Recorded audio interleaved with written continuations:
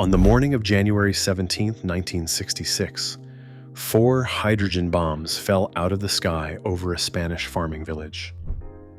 Palomares had no idea. The United States government made sure of that. The United States military had a code word for accidents involving nuclear weapons: broken arrow. Since 1950, there have been at least 32 confirmed broken arrow events. Collisions, crashes, fires, and bombs dropped by mistake. In 6 of those incidents, the weapons were never fully recovered. Most of this was classified for decades. The people living near the crash sites were never warned.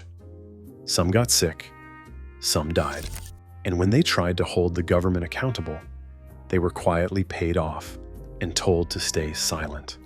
This is the story of what actually happened and why the cover-up is still not finished today. The Cold War created one of the most dangerous routines in military history. Around the clock, every single day, the United States Air Force flew nuclear-armed bombers on patrol near the borders of the Soviet Union. The program was called Operation Chrome Dome. At any given moment, there were at least a dozen B-52 bombers in the air over the North Atlantic and Western Europe, each carrying 4 hydrogen bombs. The idea was simple.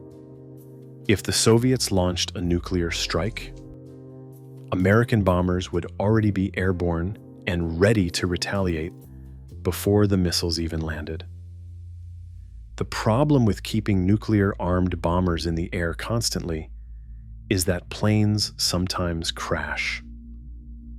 On the morning of January 17, 1966, that problem arrived over a small farming village on the southern coast of Spain. Palomares was a quiet community of about 2,000 people on the Mediterranean coast of Almeria province.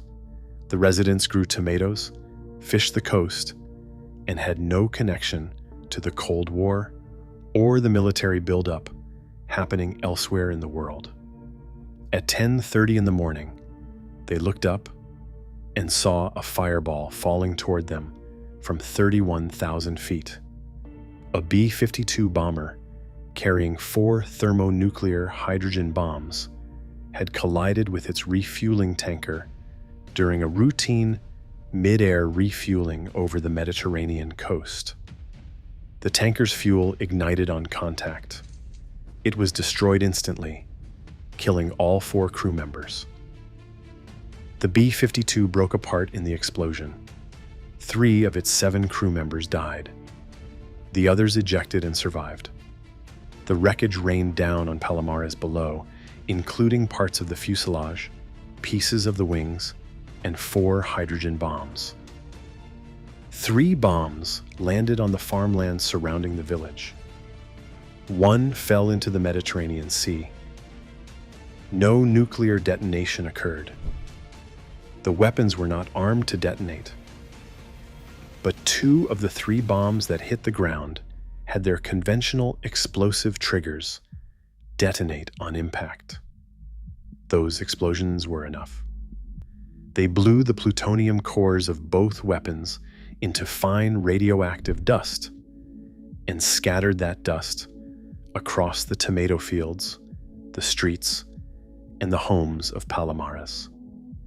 Within hours, the entire village was contaminated with plutonium. The residents had no idea.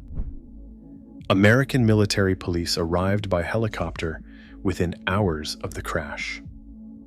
Within days, hundreds of United States Air Force personnel had descended on the village. They carried Geiger counters and wore protective clothing. They knew exactly what had happened and exactly how dangerous the contamination was. What they told the people of Palomares was something else entirely. Spanish and American officials stood together on the beach for photographers, smiling and waving from the water to demonstrate that everything was perfectly safe. The U.S. ambassador to Spain and the Spanish Minister of Tourism Manuel Fraga, posed in the sea at Palomares Beach in early March 1966 specifically to reassure the public that there was no danger. The tomato farmers of Palomares were told their fields were safe. They were encouraged to keep farming.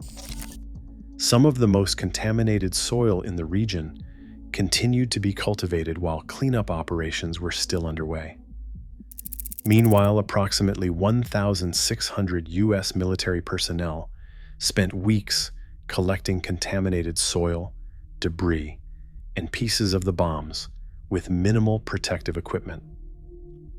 When the cleanup was declared complete in April 1966, the United States shipped 4,810 barrels of contaminated Spanish soil to a nuclear waste facility in Savannah River, Georgia. The fourth bomb, the one that had fallen into the Mediterranean, was finally located and recovered after 80 days of searching by the Navy. Officials declared Palomares clean and safe. They were wrong, and they knew it. The declassified documents tell a different story than the one the public was given. In 2016, 50 years after the accident, the United States released files under pressure from Freedom of Information requests. Those documents confirmed that American officials had known from the beginning that the cleanup was incomplete. 2 buried trenches filled with radioactively contaminated soil and debris were discovered near Palomares in 2008, 4 decades after the cleanup was declared finished. Approximately 100 acres of land around the village remained contaminated with plutonium. Plutonium has a half-life of 24,000 years. It does not go away on its own.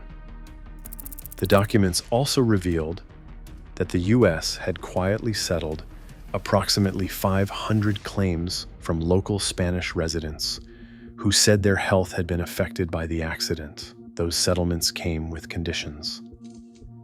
The residents were not to speak publicly about the payments or their health conditions. As for the 1,600 American military personnel who had spent weeks working in the contaminated fields with little protection, the story was worse. Veterans who later developed cancer began fighting the Department of Veterans Affairs for recognition that their conditions were linked to Palomares. Of one group of 40 veterans involved in the cleanup, 21 later developed cancer and 9 died from it. The Air Force's official position for decades was that adverse health effects were neither expected nor observed, and that long-term cancer risks were low. The veterans who were dying called that position a lie. The Palomares story has a parallel in Georgia that almost nobody knows about. 8 years before Palomares, on February 5, 1958, a United States Air Force B-47 bomber collided with an F-86 fighter jet during a training exercise over the coast of Georgia. The collision damaged the B-47, and the pilot faced a decision. He could attempt an emergency landing at a nearby airbase with a hydrogen bomb on board, risking a catastrophic accident, or he could jettison the bomb into the water first. He jettisoned the bomb. It fell into the shallow water of Wassaw Sound near Savannah, Georgia. The bomb, a Mark 15 hydrogen bomb, sank into the mud and sediment at the bottom of the sound. The Air Force searched for it for 6 weeks. They never found it. In February of 1958, the United States Air Force declared the bomb irretrievably lost and ended the search. The Mark 15 hydrogen bomb that went into the water off Savannah has been sitting there for over 60 years. Savannah, Georgia is a major port city. Millions of people live in the surrounding region. The official government position on the lost Savannah bomb has never changed. It is probably fine, and there is no need to go looking for it again. In 2004, a private researcher named Derek Duke claimed to have located the bomb using a Geiger counter near Tybee Island. The Air Force investigated his claim and dismissed it. No independent verification was conducted. The bomb remains where it fell, somewhere in the mud below the water, slowly corroding. The third story happened in a place most people would never connect to nuclear weapons.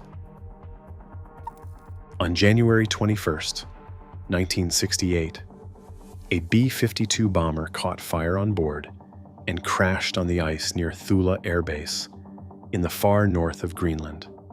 The fire started from a cushion seat that had been placed too close to a heating vent. As the plane went down, all 4 of its hydrogen bombs broke apart on impact with the sea ice. 3 of the 4 bombs were eventually recovered in the cleanup operation that followed. The 4th bomb was never found. It is believed to have sunk through the broken ice into the deep water of Baffin Bay. The crash contaminated the sea ice around Thule with plutonium. What happened next revealed a second cover-up running beneath the first one. Denmark had a formal policy that no nuclear weapons were permitted on Danish territory. Greenland is Danish territory. The United States had been secretly flying nuclear-armed bombers over Danish territory for years in direct violation of that agreement. The Danish government knew and had quietly agreed to allow it without telling the Danish people. After the crash, the United States and Denmark secretly conducted a cleanup operation called Project Crested Ice. Hundreds of Danish workers were recruited to help with the cleanup. They were not fully informed about what they were handling or the risks involved. In the years that followed, many of those Danish workers developed cancers. They spent decades fighting both the Danish government and the United States for compensation and acknowledgement. The Danish government did not publicly acknowledge that American nuclear-armed planes had been flying over Danish territory in violation of its own policy until 1995. That was 27 years after the crash. 2 governments had conspired to hide a nuclear accident and a secret treaty violation from their own people for nearly 3 decades. The United States military officially acknowledges 32 Broken Arrow incidents. 6 nuclear weapons from those incidents were never fully recovered. Each one of those 6 represents a location where radioactive material from an American nuclear weapon is sitting in the ground, in the water, or somewhere on the seafloor right now. The military's consistent response to questions about these locations has been the same across all of them.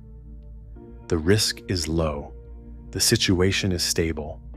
There is no need for further action. The people who were contaminated and the veterans who worked the cleanup sites heard the same message. When they got sick, the government disputed the connection to radiation exposure. When they sought compensation, they were settled quietly, with conditions of silence attached. When independent researchers tried to find the weapons, their findings were dismissed without independent verification. The Palomares cleanup agreement that the United States signed with Spain in 2015, which committed to removing the remaining contaminated soil, had still not been completed as of the early 2020s. The land remains contaminated. The agreement remains unfulfilled. The former mayor of Palomares, Antonia Flores, said it best when she described the situation her village had been living with for more than 50 years. She said, "Since no one cares a damn about us, we will not forget." The most dangerous weapons ever built were kept in the air around the clock for decades. They were flown over populated areas, over farmland, over fishing villages, over major port cities, without the knowledge or consent of the people below. When those weapons fell out of the sky, the governments responsible made the same calculation every time. The cost of honesty was higher than the cost of silence, and silence was chosen. Some of those weapons are still out there. The people living nearby were never told.